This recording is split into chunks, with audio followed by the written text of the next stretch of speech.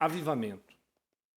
Ao longo dos anos, há sempre uma discussão sobre avivamento, sobre o que é avivamento, como buscar o avivamento para a igreja. Estamos vendo movimentos ou avivamentos nos dias atuais. Na lição número 5, vamos estudar o avivamento na vida da igreja. Temos que preparar a igreja cada dia para que ela busque esse avivamento individual e coletivo.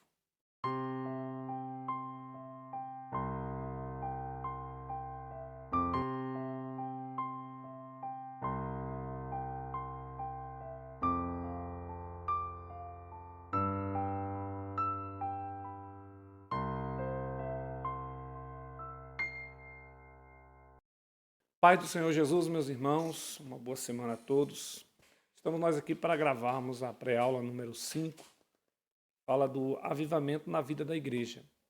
Nós vemos aí nessas 4 lições anteriores, que nós estamos trabalhando uma sequência de ensinamentos sobre avivamento. Nós começamos com o avivamento espiritual, de um modo geral, falando sobre avivamento. Depois falamos sobre avivamento no Antigo Testamento. Depois o avivamento no Novo Testamento. Na lição 4, a semana passada, nós falamos do avivamento na vida de Jesus.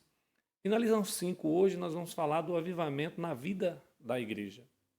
Que eu entendo que já seja um momento em que nós estamos já com um bom conteúdo sobre avivamento para que nós possamos aplicar na vida da igreja. Ensinar os irmãos a buscar esse avivamento pessoal e também coletivo, Então, nessa lição 5, nós vamos procurar mostrar, ensinar aos nossos irmãos o avivamento acontecendo na vida da igreja. Como que esse avivamento está acontecendo?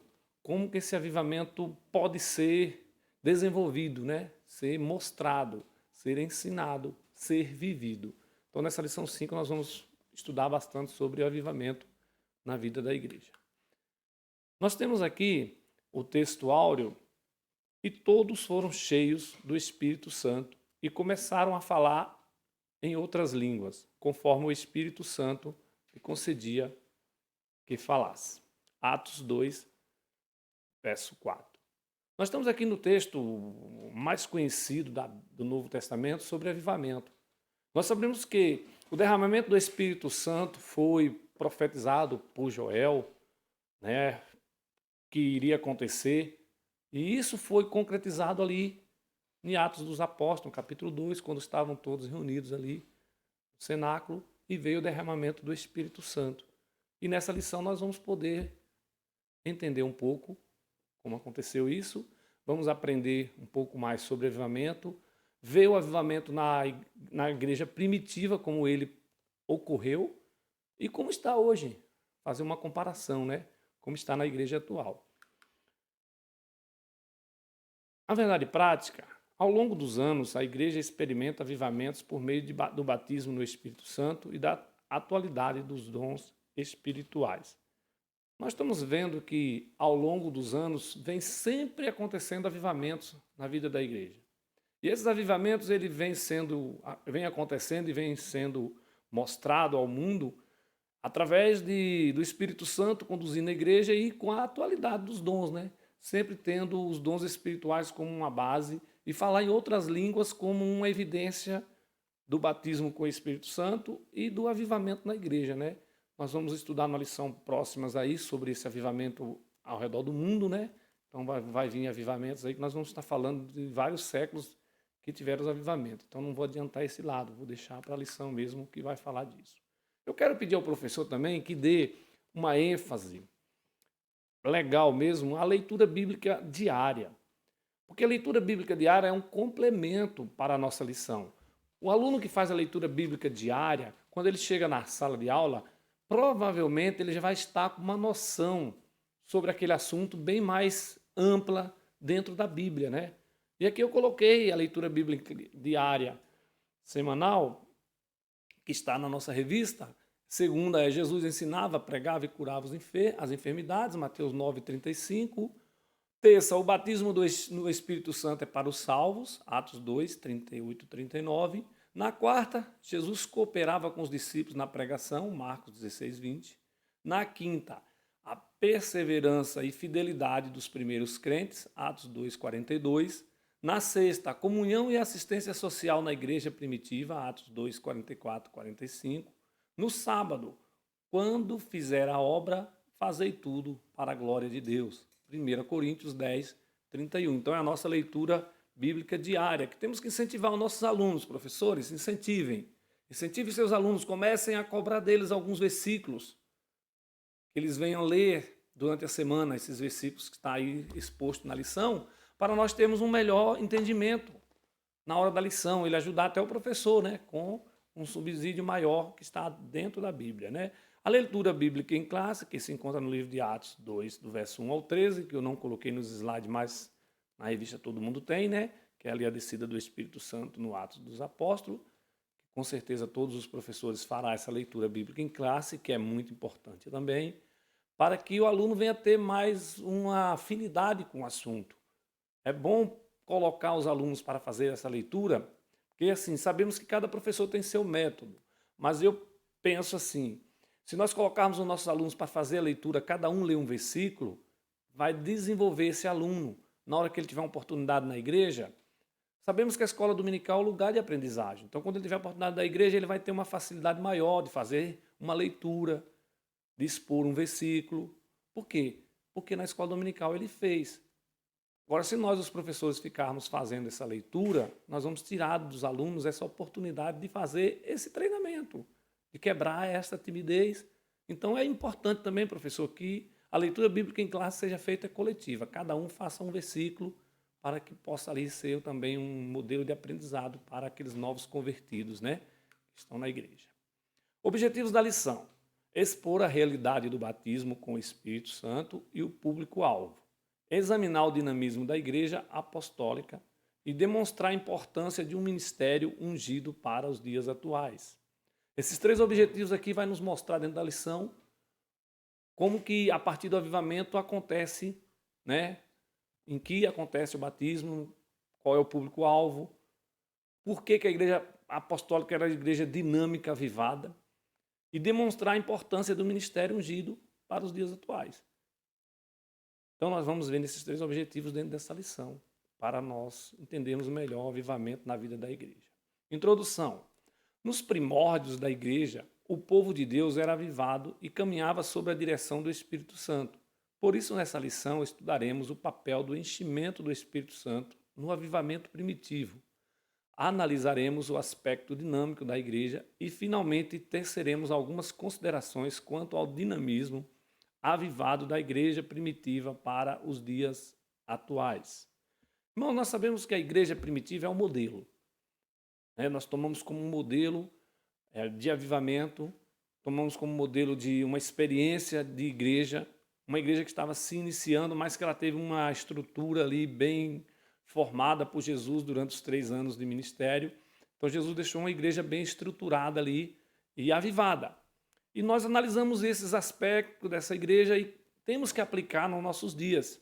Para quê? Para que nós possamos trabalhar também no mesmo propósito, trabalhar também na mesma direção em que trabalhava a igreja primitiva, sabendo que a cooperação, o trabalho, quem faz é o Espírito Santo. A igreja ela tem que estar preparada para ser usada pelo Espírito Santo. Uma igreja sem Espírito Santo é uma igreja vazia. Uma igreja sem Espírito Santo é uma igreja sem direção. Uma igreja sem Espírito Santo é uma igreja que não tem nenhuma noção do que é o avivamento espiritual. Na verdade, ela não é igreja de Jesus. Porque Jesus falou que o Espírito Santo viria, ficaria conosco, seria o nosso consolador, seria o nosso orientador, seria o nosso consolador diariamente. Então, a igreja está dependente do Espírito Santo.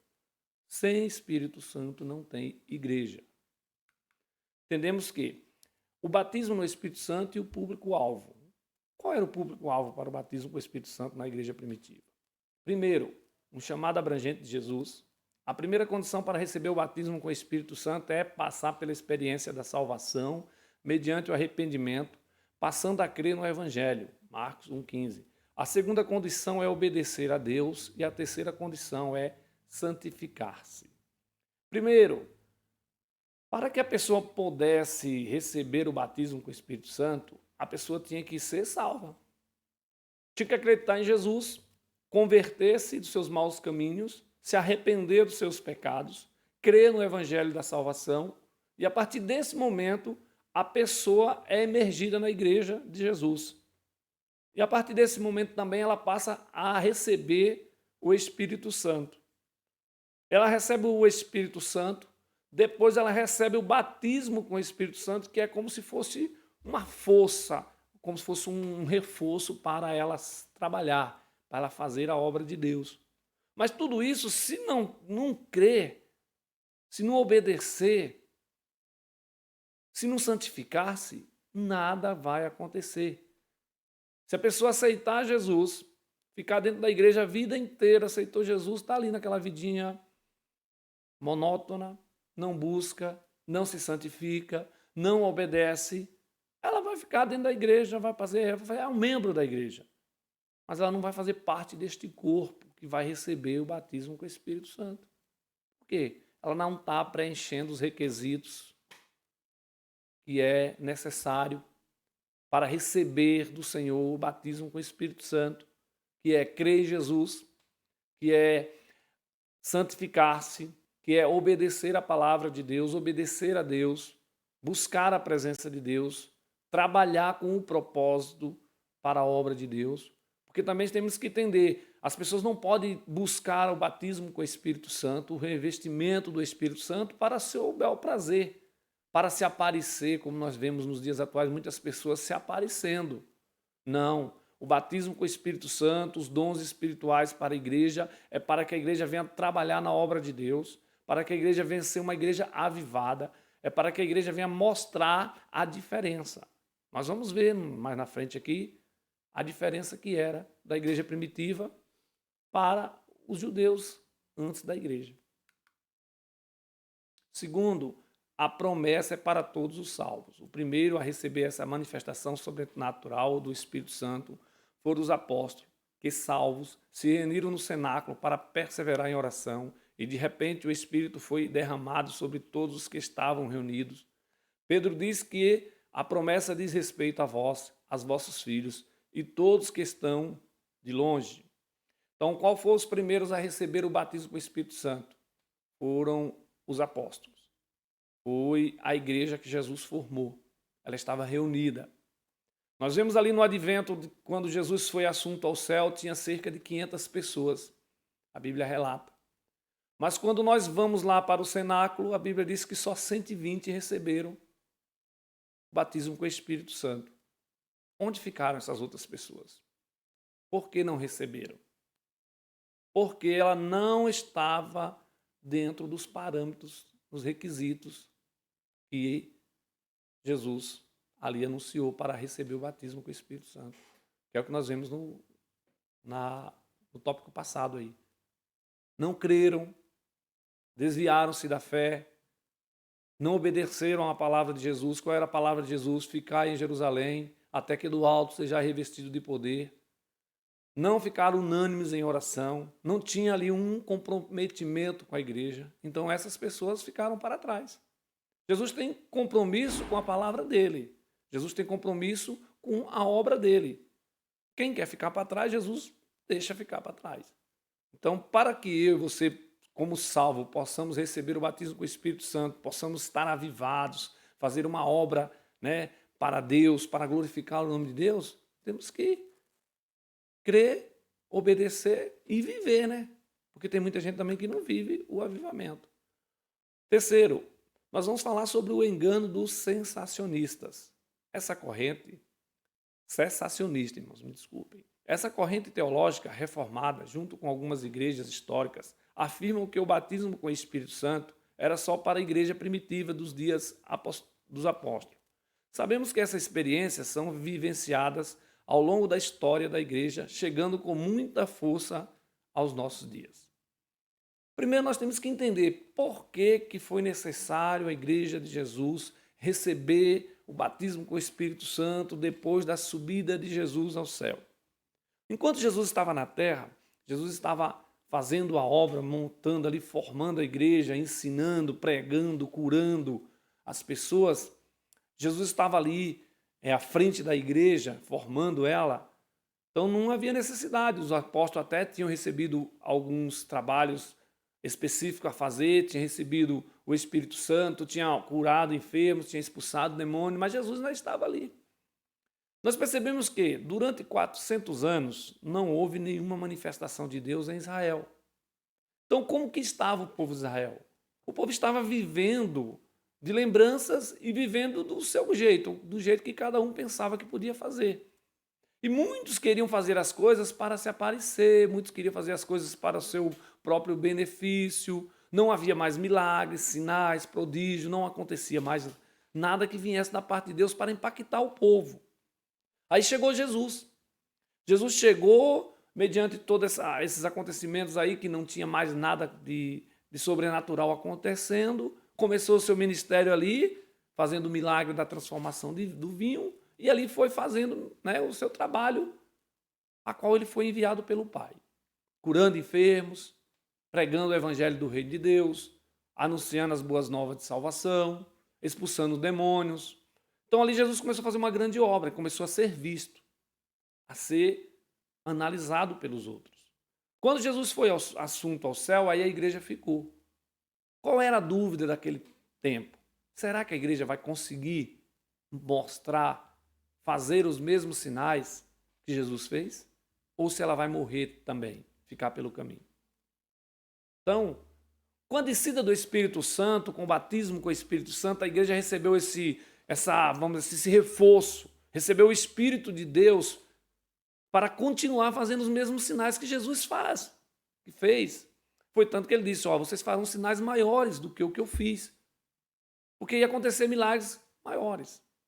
Só que aí a igreja obedeceu a palavra de Deus. A igreja primitiva foi a igreja obediente. O que é que Jesus falou? Ficar em Jerusalém, até que do alto seja revestido de poder. Aí a igreja se reuniu, unânime em oração, no partir do pão, tinha tudo em comum. Quer dizer, era uma igreja que estava coesa, uma igreja que estava em comunhão, é uma igreja que fazia a obra de Jesus, a obra de Deus com muito afinco. Então, quando receberam o batismo com o Espírito Santo, aí nós já vimos que a igreja tornou-se um outro patamar. A igreja mudou. Por quê? Pedro, cheio do Espírito Santo, já levantou-se com ousadia para pregar. E ali foi acrescentado à igreja de Jesus naquele dia 3.000 almas. Nós vamos no final aqui fazer um paralelo que vai mostrar a diferença entre a igreja primitiva e a igreja atual. Se há diferenças. Sinopse do primeiro tópico. O batismo no Espírito Santo é um chamado para todo crente experimentar o dom celestial. Portanto, os cessacionistas estão equivocados. Irmãos, eu esqueci até de falar um pouco sobre isso. Cessacionistas são as pessoas que eles diziam que os dons espirituais foram só para a igreja primitiva. Não. Nós vemos que ao longo da história da igreja, os 2.000 anos de história da igreja, sempre teve momentos em que foram demonstrados um maior poder de Deus sobrenatural sobre a igreja, um avivamento específico e diferenciado para a igreja. A igreja tem uma trajetória. E essa trajetória foi obedecida. De vez em quando a igreja caía em declínio. Mas o que acontecia? O Espírito Santo de Deus sempre encontrou homens e mulheres para continuar a fazer a obra de Deus, a continuar a trazer a igreja de Jesus avivada até os nossos dias. Esses cessacionistas são as pessoas que eles têm o entendimento que foram para o tempo dos apóstolos, falar em língua estranha era só no tempo dos apóstolos, curar os enfermos também foi só no tempo dos apóstolos. Nós não acreditamos assim. Nós acreditamos que a igreja de Jesus ela é viva, ela é eficaz, ela está atuante, ela é uma igreja de milagres, de poder. Ela não é uma igreja apática, não é uma igreja que está aí escondida, não. Ela é uma igreja que está viva. Ela é uma igreja que muitos sinais estão acontecendo agora, nos dias atuais. Em todos os cantos do mundo tem sinais de poder da igreja de Cristo. Por quê? Porque o Espírito Santo é quem está com a igreja. Continua a fazer a mesma obra que estava fazendo com Jesus. Continua a fazer a mesma obra, então não mudou. Então, acreditamos que esses cessacionistas eles estão equivocados. Por quê? Porque atravessou toda a história os avivamentos. Se eu não me engano, na lição número 8, nós vamos falar sobre o avivamento no período da história da igreja no mundo aí, que passa pelo Conde de Zendorf, passa pela Rua Azusa, passa por Martin Lutero, passa por muitos homens de Deus ao longo da história que se colocaram à disposição do Espírito Santo para serem instrumentos usados na terra para que a igreja de Jesus continuasse avivada. O dinamismo da igreja apostólica. A igreja nasce avivada. Dizemos que a igreja foi fundada na cruz com a morte de Jesus e inaugurada no dia do Pentecostes com a descida e atuação direta do Espírito Santo. Segundo, a igreja depois do Pentecostes. Os sinais do poder de Deus em Atos dos Apóstolos foram definidos através do batismo e da conversão de almas. E a igreja pregava na autoridade do nome de Jesus. Nós sempre ensinamos, sempre aprendemos e ensinamos que a igreja ela foi formatada por Jesus, o seu ministério de 3 anos e meio. Jesus formatou ali a igreja, deu forma. E a cruz foi o lugar em que a igreja foi devidamente, vamos dizer assim, formada, fundada. Porque sem a cruz de Cristo, sem Jesus passar pela cruz, não teria a igreja. Não teria o advento da fundação da igreja. E nós sabemos que a igreja ela veio ficar notória sem Jesus, ela veio se tomar forma, tomar corpo, ser reconhecida por todos no dia de Pentecostes, com a descida e a atuação direta do Espírito Santo. Nós sabemos que ali tinha pessoas de toda a volta do mundo antigo ali, estavam reunidos naquele lugar, e quando aqueles homens receberam o batismo com o Espírito Santo, começaram a falar em línguas, eles ali ficaram atônitos. Nossa, estão falando nas línguas, nossa, e eles são judeus, são galileus, então eles ali ficaram bem impactados. Então ali foi a inauguração, quer dizer, ficou notório, ali a igreja ficou conhecida para o mundo. Olha, nasceu aqui a igreja de Jesus. Porque naquela época tinha os essênios, tinha os gnósticos, tinha muitas linhas de pensamento religioso. Achavam até que a igreja de Jesus, que Jesus era um novo religioso que tinha chegado, ia ter uma nova doutrina, mas que ela ia ficar pelo caminho. Mas nós vemos que não foi o que aconteceu. Por quê? Porque a igreja, fundada por Jesus na cruz e inaugurada no Pentecoste, era um projeto de Deus para o mundo. A igreja depois do Pentecoste. Os sinais do poder de Deus em Atos dos Apóstolos foram definidos através de batismo e da conversão de almas.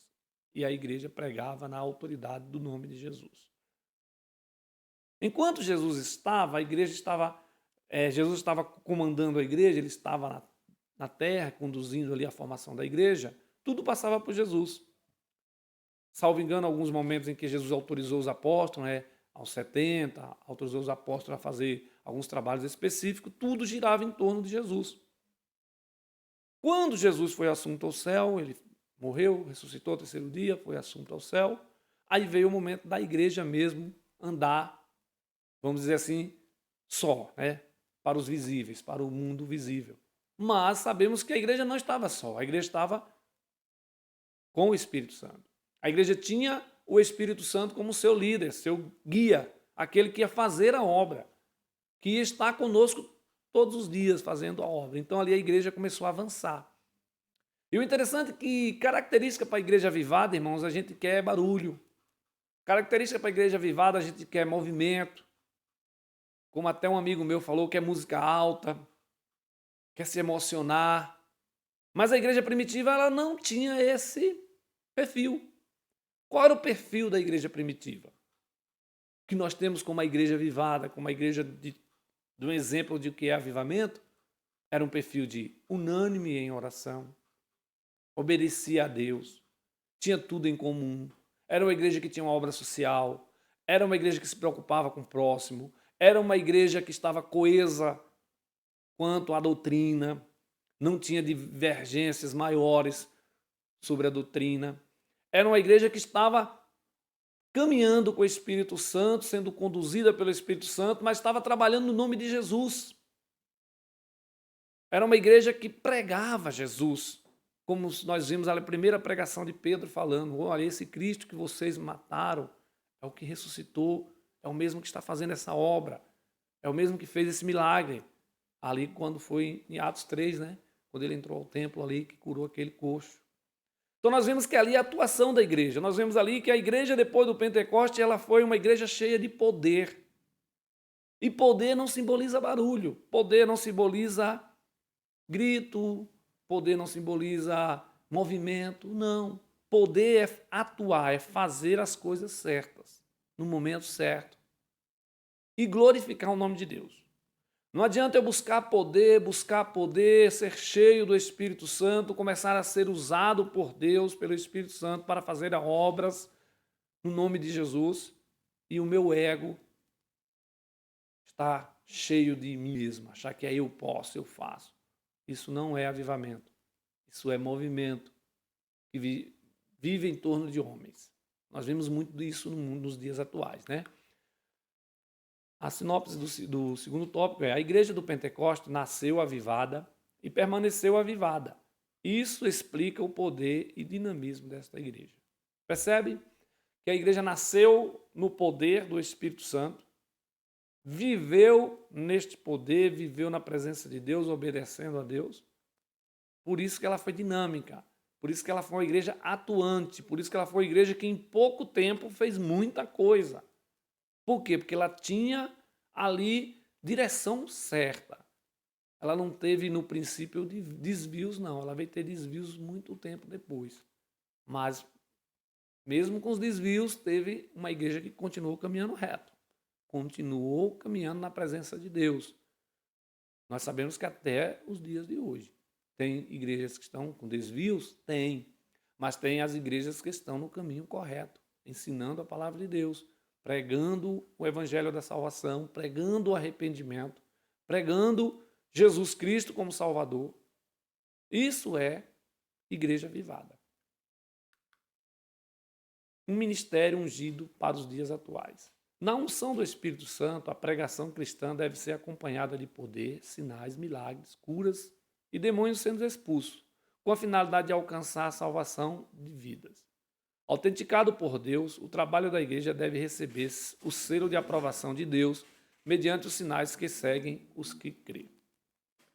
Aqui eu vou dar para vocês, mostrar para vocês pontos em que vai mostrar uma igreja avivada.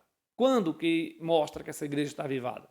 Quando essa igreja está na unção do Espírito Santo, pregando a palavra de Deus, com sinais, poder, milagre, cura, demônios sendo expulsos. E qual é a finalidade de tudo isso? Alcançar as vidas, alcançar a salvação de almas. A igreja de Cristo tem esse propósito, salvar vidas, chamar vidas à salvação.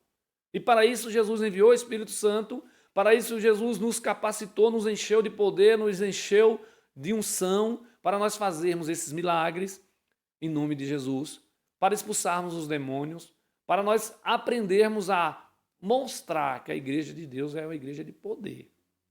E aí, com isso, alcançar as vidas, as pessoas virem para a igreja.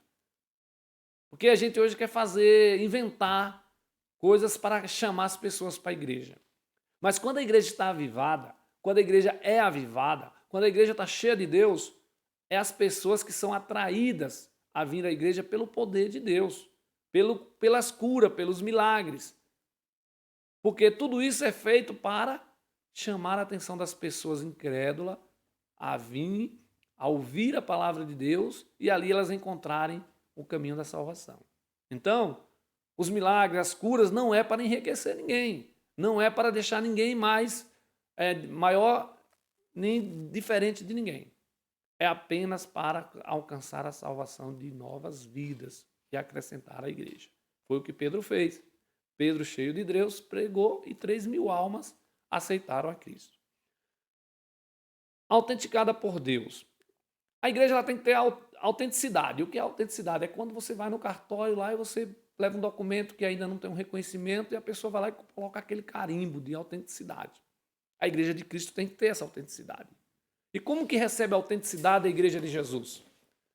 Mediante a obediência à palavra de Deus. Tudo que estiver fora da palavra não tem autenticação de Deus. Tudo que você estiver fazendo que não estiver de acordo com a palavra não tem autenticidade de Deus. Então isso não é avivamento. Isso pode ser movimento. Agora, avivamento não, porque o avivamento tem que ter a autenticidade de Deus. Quer dizer, Deus tem que pôr o carimbo ali de autenticidade. E tudo isso é buscado através da palavra. Porque é a palavra que traz o confronto com aquilo que estamos fazendo.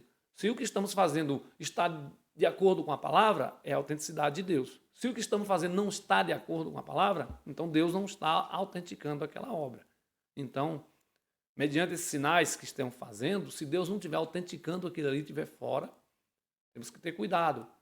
Porque sinais, nós vemos no Antigo Testamento ou no Apocalipse, que até o diabo vai fazer. Então nós temos que ter cuidado com isso. O ministério ungido para os dias atuais. Né? Terceiro, glorificar a Cristo. O ministério ungido pelo Espírito Santo glorifica a Cristo e não a homens. O propósito de Jesus, o próprio Jesus fez essa declaração em João 16, 13 e 14. Assim, toda atividade sob a direção do Espírito deve glorificar a Cristo, nosso Senhor e Salvador. É outro ponto importante. Você quer saber se a igreja é avivada? Vê se o que ela está fazendo é para glorificar o nome de Jesus. Se for para glorificar o nome de homens, esquece. Se for para aparecer pessoas, esquece. Se for para mostrar cantores, esquece. O que a igreja está fazendo tem que ser para a glória de Jesus. Para glorificar o nome de Jesus. Para glorificar o nome de Deus. Para mostrar Jesus ao mundo e não mostrar as pessoas ao mundo. Mostrar Jesus. Aí as pessoas vendo Jesus, as pessoas vão entender que em Jesus há salvação, libertação, cura, milagre. E isso é papel da igreja avivada. Apresentar Jesus, glorificar Jesus. Essa sinopse do 3 diz: o ministério cristão deve ser ungido pelo Espírito Santo, autenticado por Deus e glorificar a Cristo. Vocês entenderam? Eu tenho que estar cheio do Espírito Santo. Tenho que fazer a obra de Deus recebendo a autenticidade de Deus. Quer dizer, tem que ter autorização, tem que ter um carimbo de Deus na obra que eu estou fazendo mediante a sua palavra e tem que glorificar o nome de Jesus. Se eu não fizer dentro desses 3 padrões, não estou fazendo correto. Então a igreja não está avivada. Conclusão.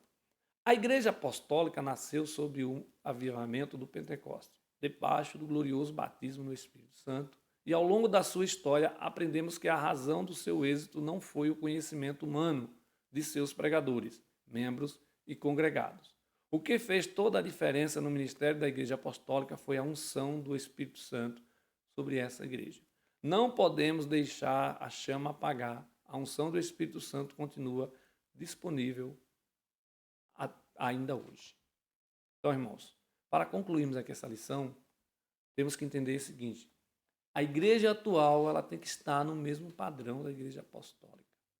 Ela tem que ser uma igreja avivada, uma igreja de fé, uma igreja cheia do Espírito Santo, uma igreja que faz a obra, uma igreja que faz trabalho social, que se preocupa com o próximo, uma igreja que esteja unânime, tanto em oração como no partir do pão, na comunhão, uma igreja que esteja preocupada com a palavra de Deus, preocupada com a aprovação de Deus, porque nem tudo que acontece é aprovado por Deus. Às vezes as pessoas pensam, está dando certo, mas será que o que está dando certo está sendo aprovado por Deus? Está certo? Porque dar certo é uma coisa, estar certo é outra coisa. Nem tudo que dá certo está certo. E nós vemos que, buscando esse avivamento, buscando mostrar esse avivamento nos dias atuais, as pessoas estão fazendo coisas achando que está certo, que está até dando certo, mas não está certo. Quer dizer, fazem uma obra, fazem um trabalho, dizem que é avivamento para eles, mas para Deus é movimento. Deus não dá autenticidade àquele trabalho, àquele movimento. Então não é avivamento. Então temos que entender. A igreja tem que estar na unção do Espírito Santo, na obediência a Deus e glorificando o nome de Jesus. Amém? Deus abençoe os irmãos. Espero que vocês possam assim receber aí essa pré-aula, assisti-la, inscrever no canal, ajudar nossas mídias sociais aí, nosso irmão Kelvin, o grupo que ele está aqui, né, trabalhando com ele, são pessoas esforçadas, precisam, né, de uma, vamos dizer assim, da nossa contribuição. Qual é a nossa contribuição? É fazer a divulgação desse trabalho. Então, irmãos, vocês podem compartilhar nos seus grupos de WhatsApp. Essa mensagem aqui que a gente está gravando é uma mensagem também evangelística. É a mensagem de Deus, ela vai chegar ao coração dos ímpios, as pessoas vão começar a ver que tem Jesus, que tem Deus, que tem poder, que tem milagre, e vão começar a se interessar. Então comece a compartilhar no seu grupo de WhatsApp. Você tem lá 50, 60, 80, 100 pessoas lá no seu convívio de WhatsApp, sei lá, 200. Comece a compartilhar. Cada pré-aula você compartilha ali, que eu tenho certeza que vai chegar a palavra de Deus, vai chegar o ensinamento, e também nós vamos estar aqui também colaborando com as mídias sociais da igreja. Amém? Deus abençoe a todos e uma boa semana. Até a próxima.